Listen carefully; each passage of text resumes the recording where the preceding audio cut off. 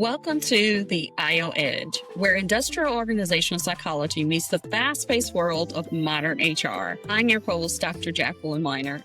This podcast is dedicated to HR professionals, managers, and IO psychologists looking to lead with insight, strategy, and confidence.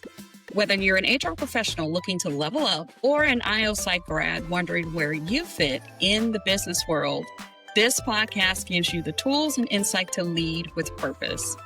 On today's podcast, we will discuss PHR, SPHR prep. What I wish I knew before taking the exam. If you've been listening to this podcast, you know we typically explore research, theory, and evidence-based practices in IO psychology and HR. But today's episode is a bit different.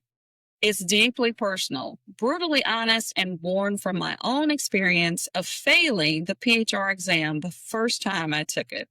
Yes, you heard that right. I failed. And that failure taught me more about exam preparation, adult learning, and self-awareness than I could have imagined.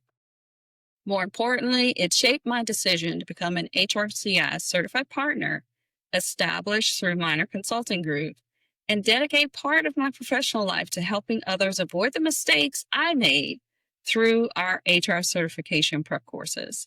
So whether you're considering pursuing your PHR or SPHR certification, currently studying, or perhaps you've taken the exam and didn't pass, this episode is for you. We're going to talk about what I wish I knew before I sat for that exam, the research behind why I made the mistakes I did, and most importantly, how you can set yourself up for success. So let's get started. I need to take you back to one of the most stressful periods of my professional life. Picture this. I was deep in the throes of writing my dissertation, arguably one of the most cognitively demanding and emotionally draining experiences in academic life. My days consisted of reviewing literature, analyzing data, writing and rewriting chapters, and responding to my committee's feedback. I was sleeping about 5 hours a night, fueled by coffee and sheer determination. And in the middle of this chaos, I decided it would be a brilliant idea to study for and take the PHR exam. Now, before you judge me too harshly, let me explain my reasoning, flawed as it was. I thought, I'm already in study mode. My brain is already in academic overdrive. Why not knock out this certification while I'm at it? I also convinced myself that having the PHR credential would strengthen my job prospects once I finished my doctorate. What I failed to recognize was that I was setting myself up for a perfect storm of cognitive overload, divided attention, and inadequate preparation. The research on cognitive load theory developed by John Sweller in the 90s tell us that our working memory has limited capacity. When we try to process too much information simultaneously, or when we don't have adequate prior knowledge to build upon, our cognitive architecture becomes overwhelmed and learning suffers. But I wasn't thinking about cognitive load theory when I registered for that exam. I was thinking about checking boxes and moving forward. I studied sporadically whenever I could squeeze in an hour here or there between dissertation work. I used a self-paced online course from my university, which seemed convenient at the time. I didn't create a structured study plan. I didn't break the material down into measurable chunks. I just tried to absorb thousands of pages of HR content while simultaneously trying to become an expert in my dissertation research area. The result? I walked into that test center feeling unprepared, anxious, and frankly exhausted. And when I got my score report a few weeks later, my fear was confirmed. I had failed. Failure stung, not just because of the time and money I had invested, but because I felt like a blow to my professional identity had happened. Here I was, pursuing a doctorate in IO psychology, and I couldn't pass a professional certification exam. But here's the thing about failure. It can be one of the best teachers we have if we're willing to learn from it. And after I gave myself a few days to feel disappointed, I started analyzing what went wrong, not from a place of self-criticism, but from a place of genuine curiosity and a desire to do better. I made the decision to wait. I would retake the exam during my semester break when I could give it my full attention without the competing demands of dissertation work. And I would do it right this time with a structured plan and proper preparation strategies. That second attempt, I passed. And the difference wasn't my intelligence or my knowledge of HR. It was my approach, my timing, and my willingness to invest in the right support systems. That analysis led me to some important realizations, which I'm going to share with you today. It also led me down a path I never expected, becoming an HRCI certified partner through my company, Minor Consulting Group, and dedicating a significant part of my professional life to facilitating HR certification prep courses. Because I realized that my experience wasn't unique and that many aspiring HR professionals could benefit from the lessons I learned the hard way. Today, through Minor Consulting Group, I have the privilege of helping HR professionals prepare for their PHR and SPHR exams, providing them with the structure, support, and expert guidance that I wish I had from the beginning.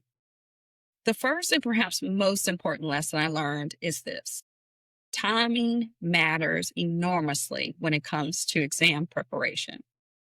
The decision to study for the PHR while writing my dissertation was fundamentally flawed because it violated a basic principle of adult learning and cognitive science: the importance of focused attention and adequate cognitive resources. Malcolm Knowles, often called the father of adult learning theory, developed the concept of heterogeny, which outlines 6 key principles of adult learning. So one of these principles is that adults are problem-centered and want to apply what they're learning immediately.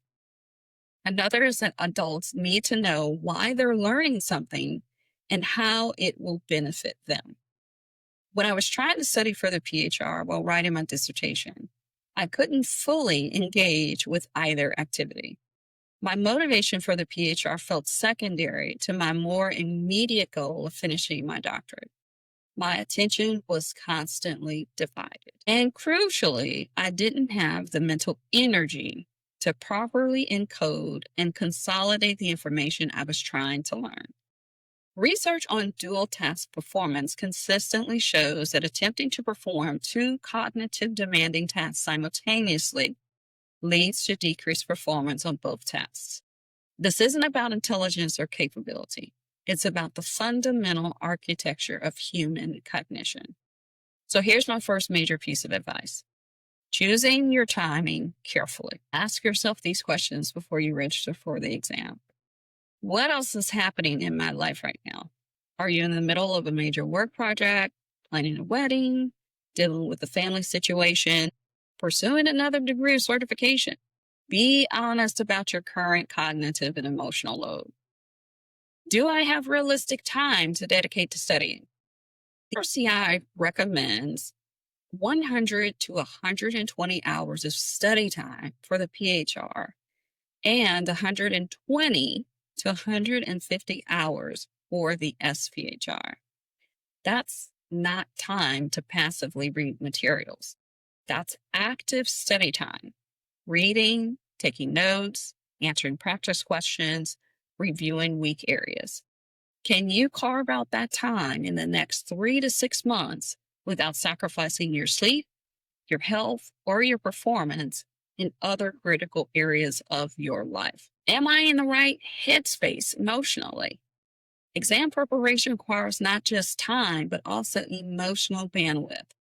You need to be able to handle frustration when you encounter difficult material, maintain motivation over several months, and manage test anxiety. If you're already emotionally depleted from other life stressors, it may not be the right time. I learned this lesson the expensive and emotionally painful way. The exam fee for the PHR is currently $495 for HRCI members and $95 for non-members based on 2024 pricing. The SPHR is even more expensive. When you fail, you have to pay that entire fee again. It's not just about money, though. It's about the psychological cost of failure and the risk of developing testing anxiety that can make future attempts even more difficult. When I retook the exam during my semester break, when I wasn't juggling dissertation work, I had the mental space to truly focus. I could dedicate full days to studying without the guilt or divided attention that plagued my first attempt. That timing decision was as critical to my success as any study strategy I employed, which brings me to something I wish I had known about. Lesson 2, the second chance insurance is worth every penny. Here's something that makes me want to go back in time and shape my past self. HRCI offers something called exam insurance, which is essentially second chance insurance for your certification exam. For an additional fee at the time of registration, you can purchase exam assurance. If you don't pass the exam on your first attempt, HRCI will allow you to retake it within 1 year at no additional cost, except for any applicable reschedule fees. Let me be clear about what this means. You pay once, you get 2 attempts. When I failed the PHR the first time, I had to pay the full exam fee again. That's essentially double the cost because I didn't invest in the insurance upfront. If I had purchased the exam assurance for approximately $100 to $150 extra, I would have saved hundreds of dollars. But beyond the financial aspect, there's a psychological benefit to having that safety net. The research on test anxiety shows that high-stakes testing situations can impair performance, particularly for individuals who are prone to anxiety. When you know that failure doesn't mean you have to come up with another $495 to $695 immediately, some of that pressure is lifted. From a psychological perspective, this relates to what researchers call performance pressure and its effects on working memory. When we're anxious about the consequences of failure, our working memory capacity is partially occupied by worry and intrusive thoughts rather than the task at hand. Having the exam assurance can reduce this pressure and allow you to focus more fully on demonstrating what you know. Now, I'm not suggesting that you should purchase the insurance as a plan to fail. Rather, I'm suggesting that you approach the exam preparation realistically.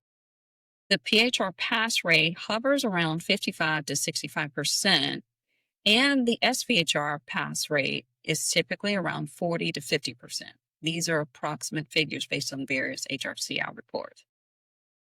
That means a significant percentage of test takers don't pass on their first attempt, and many of these are competent, experienced HR professionals.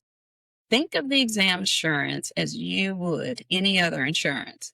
You hope you won't need it, but if you do, you'll be incredibly grateful that you have it. It's a relatively small investment that can provide both financial and psychological protection. My recommendation, if you have any doubt whatsoever about your readiness, purchase the exam assurance. Even if you feel confident, consider purchasing it anyway. The peace of mind alone is worth the cost. So lesson number 3, chunk your learning. One of the biggest mistakes I made was treating the PHR exam material as one massive, undifferentiated body of knowledge that I needed to somehow absorb. I would sit down with the HRCI body of knowledge book and feel immediately overwhelmed by the sheer volume of content. What I failed to do was apply one of the most well-established principles in cognitive psychology, chunking. The concept of chunking was introduced by George Miller in his famous 1956 paper, The Magical Number 7, plus or minus 2. Miller demonstrated that working memory can typically hold about 7 chunks of information at a time. More recent research suggests the number might be even smaller, around 4 chunks. But the key insight isn't about the specific number, it's about what constitutes a chunk. A chunk is a meaningful unit of information. For a beginner chess player, each piece on the board might be a separate chunk. For a chess master, an entire configuration of pieces becomes a single chunk because they recognize it as a familiar pattern. The expert's ability to chunk information into larger, meaningful patterns is what allows them to process and remember more information. When it comes to studying for the PHR or SPHR, chunking means breaking down the massive body of knowledge into smaller, manageable units that you can master one at a time. The PHR exam, for instance, is organized into functional areas. As of 2024, the Employee and Labor Relations section composes of 20%, talent acquisitions 20%, as well as total rewards at 20%. The Learning and Development section is 11%, Business Management at 18%, and HR Operations at 11%. The SPHR has similar categories, but with different weightings that reflect its strategic focus. Here's what I should have done and what I now recommend to everyone I work with. First, break the content into weekly themes. If you're giving yourself 12 to 16 weeks to prepare, assign specific functional areas to specific weeks.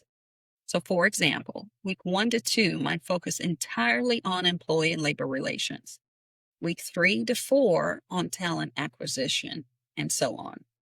Second, within each weekly theme, create daily subtopics. Let's say you're studying employee and labor relations. On Monday, you might focus on union organizing and collective bargaining. Tuesday might be employee discipline and termination. Wednesday could be workplace investigations. By breaking the week into daily chunks, you make your study sessions more focused and less overwhelming. Third, use the Pomodoro technique or similar time management methods.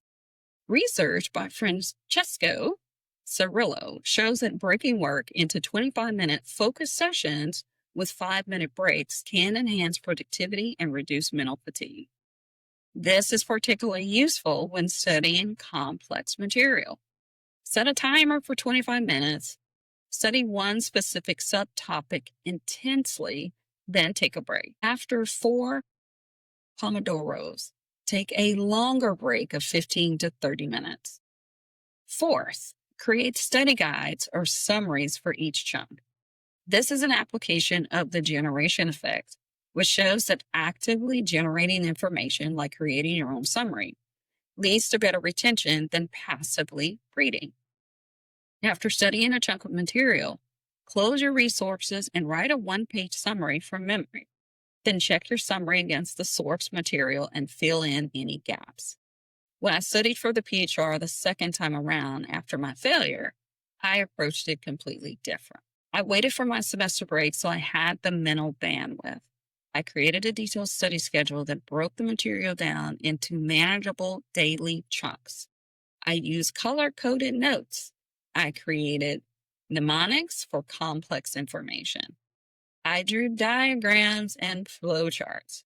I didn't try to master everything at once, but I was still essentially teaching myself, still figuring things out through trial and error. I passed, and I'm proud of that accomplishment, but I know now that I made it harder than it needed to be. I spent hours researching study techniques that an experienced instructor could have taught me in minutes. I struggled through complex topics that would have been clearer with expert explanation. I created my own practice questions when I could have benefited from professionally developed assessments. The result? I passed, and I felt less anxious during the exam than the first time. But I also recognized that if I had invested in an instructor-led course from the beginning, I likely would have passed the first time, saved money on the second exam fee, and experienced far less stress throughout the process. This recognition is exactly why I now facilitate instructor-led prep courses through Minor Consulting Group. I want others to have what I did, and what I now know makes all the difference. This chunking approach aligns with what we know about expertise development. Kay Anders Erpson's research on deliberate practice shows that experts develop their skills through focused, systematic practice on specific components of their domain. You're essentially engaging in deliberate practice of HR knowledge when you chunk your learning and focus intensely on one area at a time. Lesson number 4, you need a study plan, not just study time. Related to chunking, but deserving its own discussion, you absolutely must have a structured study plan. This was perhaps my second biggest mistake after my terrible timing. I had this vague notion that I would study when I could. I would optimistically grab an hour here or there and read whatever section I happened to land on. There was no strategy, no progression, no systematic approach. It was completely haphazard. The research on goal setting and planning is unequivocal. Specific, difficult goals lead to higher performance than vague goals or no goals at all. Moreover, the process of planning, actually thinking through how you'll achieve your goal, is critically important for success. Peter Goldwitzer's research on implementation intentions shows that people who create specific if-then plans are significantly more likely to achieve their goals than those who only set outcome goals. So, for example, I will study for the PHR is an outcome goal. If it's 6 p.m. on Tuesday, then I will study employee relations at my desk for 1 hour is an implementation intention. The second version is much more likely to result in actual studying. So what should a good study plan include? A realistic timeline. So most people need 3 to 6 months to prepare adequately for the PHR and 4 to 6 months for the SPHR, depending on their current knowledge level and available study time. Don't rush this. Calendar out your available study time between now and your exam date. Specific study times blocked on your calendar. Not, I'll study sometime this week, but Tuesday and Thursday from 6 to 8 p.m. and Saturday from 9 a.m. to 12 p.m. Treat these like important meetings that you cannot cancel or reschedule except in true emergencies. A content schedule. Map out which topics you'll cover when. Use the percentages from the HRCI body of knowledge to allocate your time proportionately. If employee and labor relations is 20% of the PHR exam, it should get approximately 20% of your study time. Regular practice testing. Your plan should include practice questions throughout your preparation, not just at the end. Research on the testing effect shows that retrieval practice, testing yourself, is one of the most effective learning strategies available. Plan to answer at least 50 practice questions per week, more as you get closer to the exam date. Built-in review cycles. Don't study a topic once and move on. Your plan should include spaced repetition, where you revisit materials at increased intervals.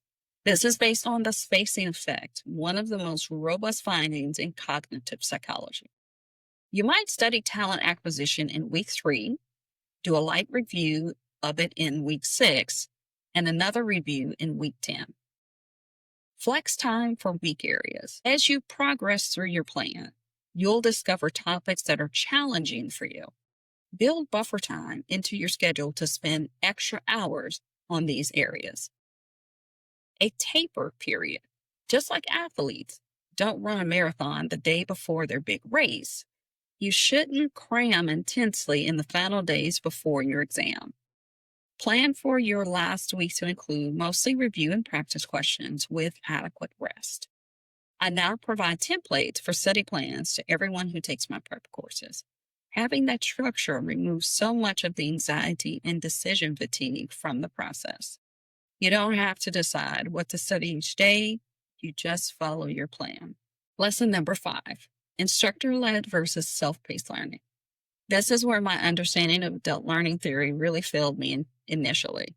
I chose a self-paced online course because it seemed convenient and flexible. I could work through the material on my own schedule at my own pace. What could go wrong?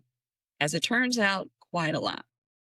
The research of adult learning shows that while adults do value autonomy and self-direction, they also benefit enormously from structure, interaction, and expert guidance. This is particularly true when learning complex, unfamiliar material. Let me explain the key differences and why instructor-led courses offer significant advantages, especially for certification exam preparation. Accountability and structure. In a self-paced course, you're entirely responsible for maintaining your motivation and progress. There are no external deadlines except your exam date, no one to check in on you, no consequences if you skip a week. Research on self-regulated learning shows that even highly motivated learners struggle with self-paced formats when dealing with challenging material. In contrast, an instructor-led course provides external structure. There are class sessions you need to attend, assignments you need to complete, and an instructor who notices if you're falling behind. This external accountability can be incredibly powerful, especially during those inevitable moments when your motivation wanes. Immediate clarification and feedback. When you encounter confusing material in a self-paced course, you're on your own to figure it out. You might Google for answers, post a question in a forum, and wait for a response, or worse, just skip over it and hope it won't be on the exam.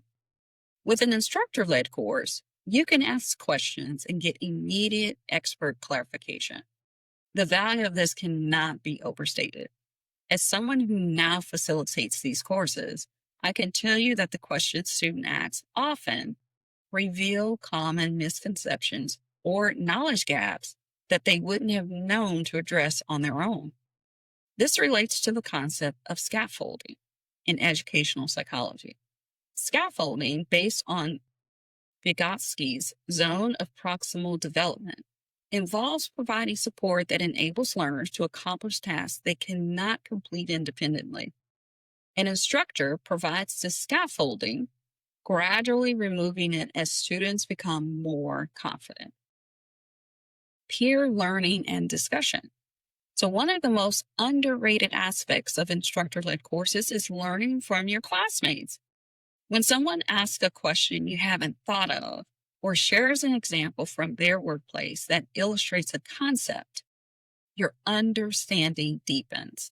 This is social learning theory in action. I've seen this repeatedly in the courses I teach. Someone will share how their organization handles a particular HR process, and suddenly other students are saying, that's what that regulation means in practice. These moments of collective insight rarely happen in isolated self-paced study. Staying current with exam changes and focus areas. HRCI updates its exams regularly to reflect changes in employment law and HR practice. An experienced instructor knows which areas tend to be heavily tested, which topics are frequently misunderstood, and what recent changes students need to be aware of. This insider knowledge is invaluable. Different learning modalities. Instructor-led courses typically incorporate multiple learning approaches: lecture, discussion, case studies, practice questions, and group activities. This variety helps accommodate different learning preferences and keeps engagement high. Self-paced courses are almost exclusively reading-based, which works well for some people, but leaves others struggling. Now, I should acknowledge that instructor-led courses do have some potential drawbacks. They're typically more expensive than self-paced options, though we'll talk about costs in a moment. They require you to be available at specific times, They move at a pace or set pace that might feel too fast or too slow for your individual needs. But here's what I learned. Those perceived drawbacks are actually features, not bugs. The higher cost increases your commitment. The scheduled sessions provide structure and accountability. The set pace keeps you moving forward. Here's what I know that I didn't know then. Even though I eventually passed the PHR without taking an instructor-led course, I made the journey much harder than it needed to be. When I finally passed on my second attempt during semester break with better timing and a more structured approach, I still struggled in ways that could have been avoided with expert guidance and accountability. That realization is what ultimately led me to become an HRCI certified partner and establish the HR certification prep courses at Minor Consulting Group. I wanted to provide for others what I had needed but didn't have: expert instruction, structured support, and a learning environment that accommodates the realities of adult learners who are busy professionals with multiple responsibilities. Every time I facilitate a prep course, I think about my own journey, the mistakes I made, what I had to figure out on my own, and how much easier it could have been with the right support from the beginning. Lesson number 6, choosing an HRCI certified partner. Let's talk about cost and value for a moment. When you're deciding where to take your prep course, you might be tempted to go with your university's offering or the cheapest option you can find. I understand that impulse. Certification prep can be expensive, and most of us are watching our budgets. But here's something I wish I had known. Using an HRCI certified partner can actually save you money in the long run while also providing better quality preparation. HRCI certified partners are organizations that have met HRCI's quality standards for certification preparation training. These partners have instructors who have been vetted, curriculum that has been approved, and a track record of helping students pass their exams. There are several advantages to using a certified partner. Quality assurance. You know you're getting instruction that meets HRCI standards and covers all the necessary content area comprehensively.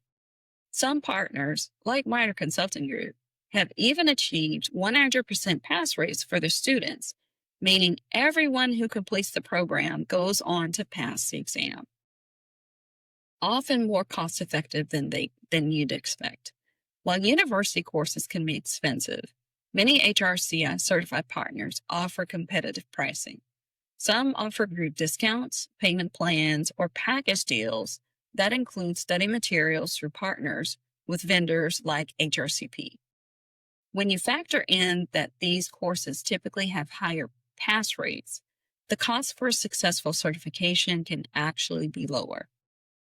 Instructors who are practitioners. Most certified partner instructors are not just teachers. They're active HR professionals or consultants who are implementing these practices daily. They bring real-world context and current examples that make the material more relevant and memorable. Access to resources. Many certified partners provide additional resources beyond class time. Study groups, online practice questions, review sessions before the exam, or even retake courses if you don't pass the first time. Community and networking. Taking a course through HRCI certified partner connects you with other HR professionals in your area who are at a similar career stage. These connections can be valuable long after the exam. When I decided to become an HRCI certified partner and offer these courses through Minor Consulting Group, it was specifically because I had experienced the hard way what happens without proper support and guidance. I passed eventually, but it cost me more financially, emotionally, in terms of time than it should have. I wanted to create a learning environment that would give people the best possible chance of success on their first attempt, something I didn't have but deeply wish I had. At Minor Consulting Group, we've designed our HR certification prep courses with all of these principles in mind, informed by both research and adult learning, and my personal understanding of what exam candidates truly need. Our courses are instructor-led, incorporate multiple learning modalities, and provide comprehensive study materials through our affiliate partnership with HRCP, a leading study material vendor. We include extensive practice questions and mock exams and create a supportive community of learners. We offer our courses in the spring and fall to give working professionals the flexibility to choose the timing that works best for their schedules. I'm incredibly proud to say that Minor Consulting Group has maintained a 100% pass rate for our certification prep courses. Every single student who has completed our program has gone on to pass their PHR, SPHR exam on the first attempt. That's not just a statistic, that's a reflection of the comprehensive preparation, support, and proven strategies we provide. I enjoy facilitating these courses immensely because I get to see people transform from anxious, overwhelmed exam candidates into confident, well-prepared HR professionals. I get to help them avoid the mistakes I made and provide the guidance I had to figure out on my own.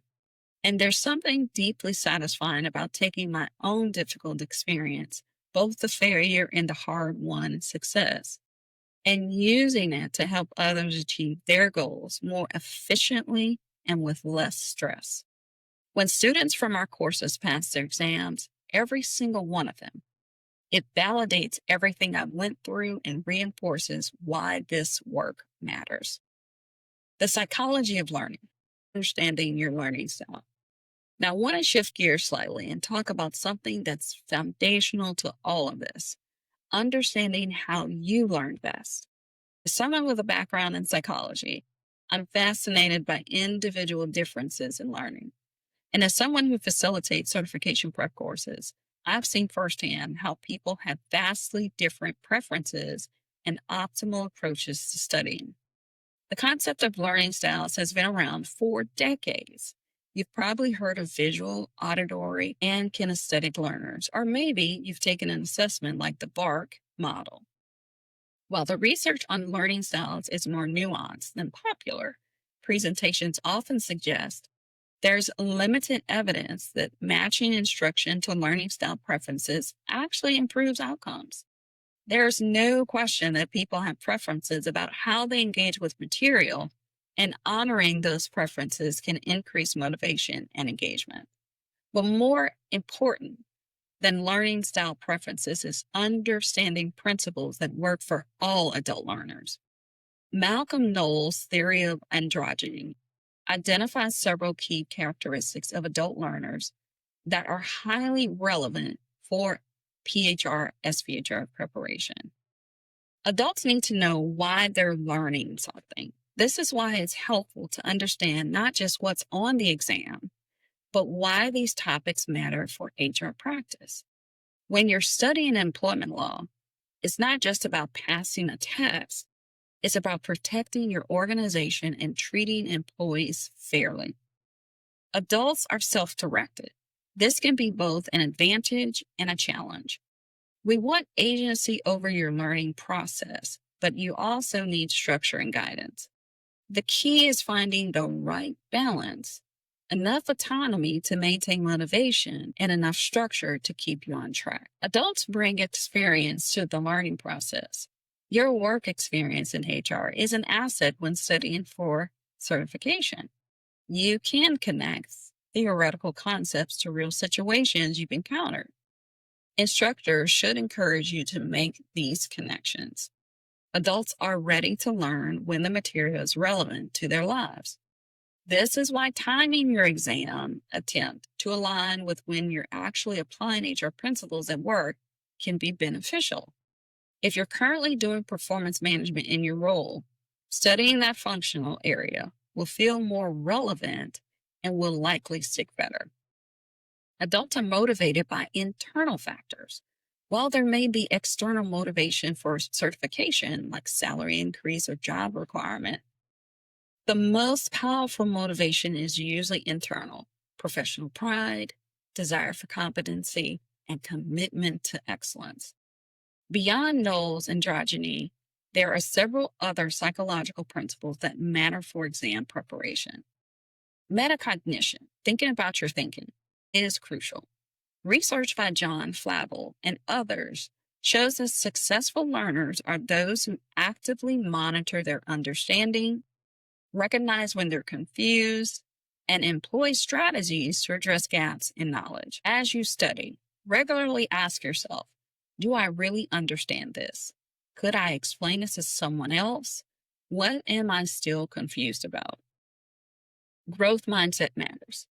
Carol Dweck's research on mindset shows that people who believe their abilities can be developed through effort, growth mindset, persist longer and achieve more than those who believe abilities are fixed mindset.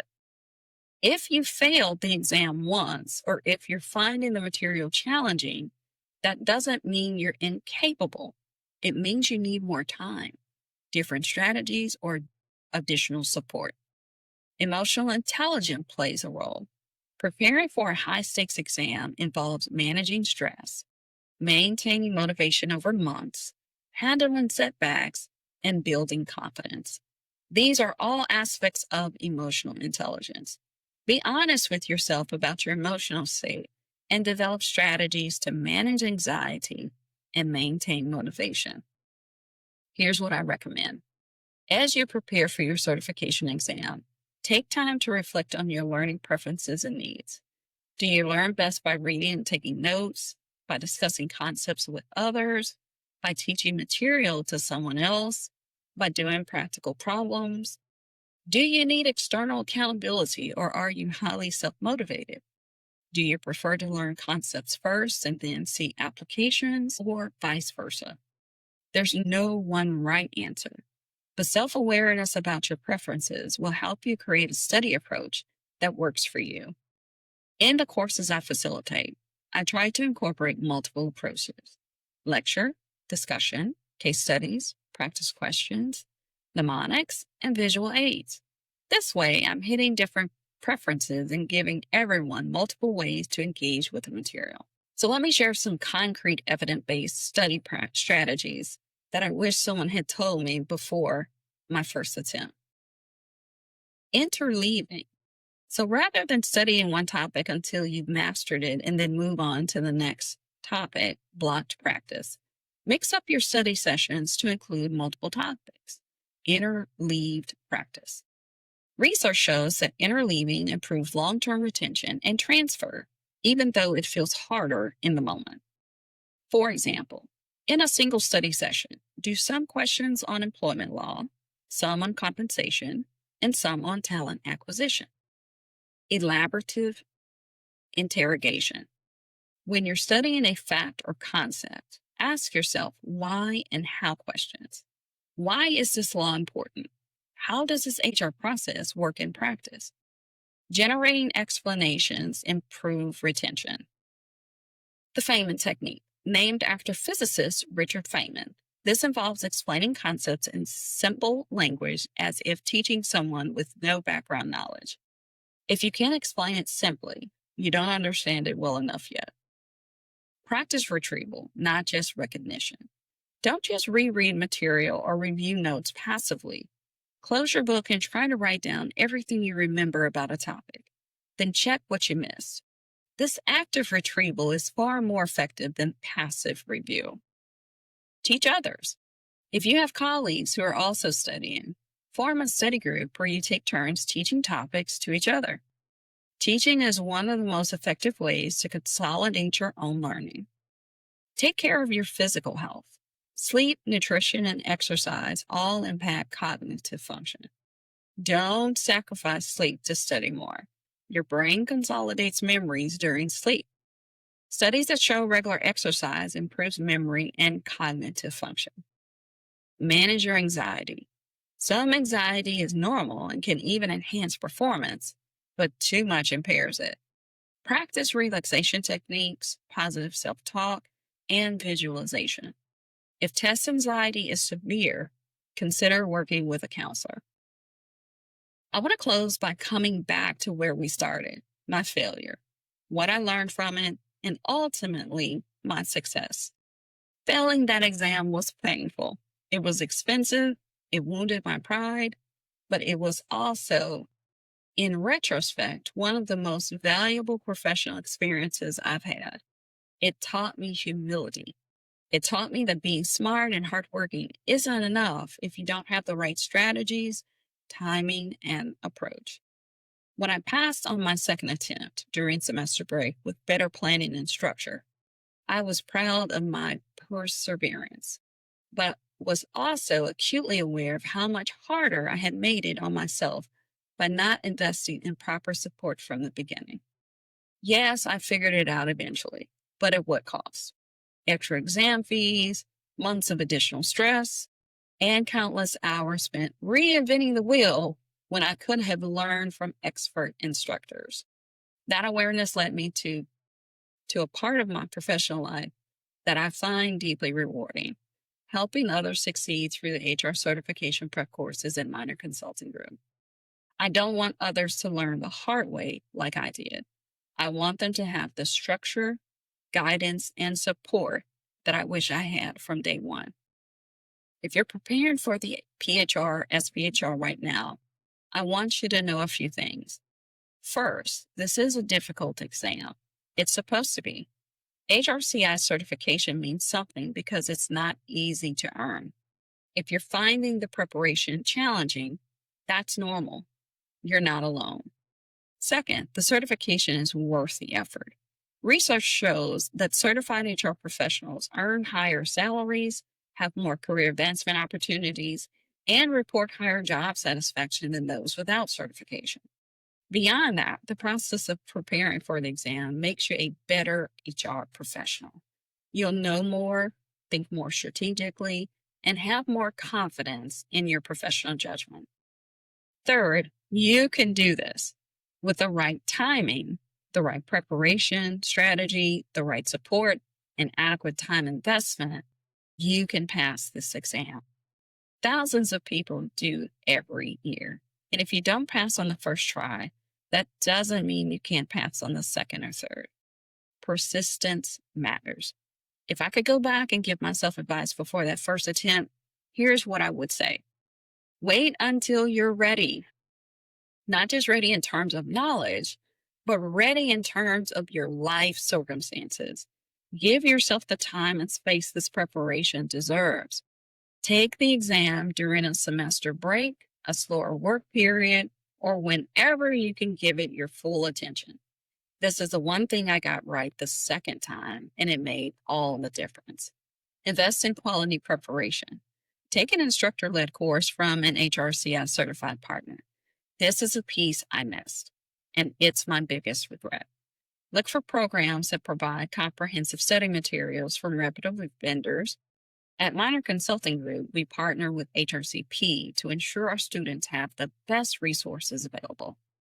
Budget for the exam fee, the study materials, the prep course, and yes, the exam assurance.